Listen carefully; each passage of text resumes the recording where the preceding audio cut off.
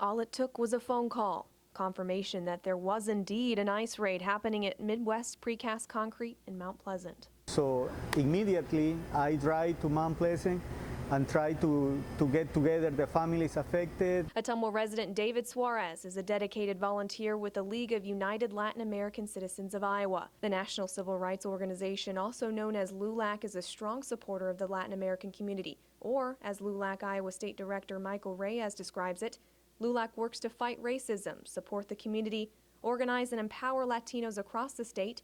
He says they've had a busy year and it's time to acknowledge what they've accomplished and thank some of their members who are working hard and prepare for the future. LULAC is doing so this week by naming Suarez the next Man of the Year. Suarez will be joined by LULAC's Woman of the Year, Dina Saunders, in receiving special recognition this week. Each recipient has a personal mission to stand by immigrant families and to be a voice. My father, he immigrated from the Azores, Portugal, so I guess I'm the second generation here. People come here to have a better life.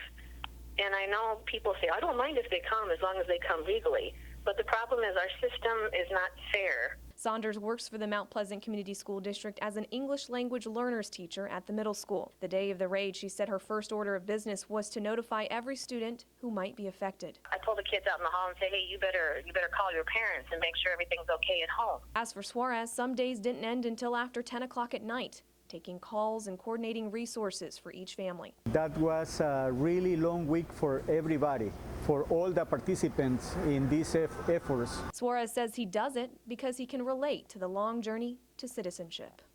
I am an immigrant myself. I am the first generation of my family being an immigrant in the United States.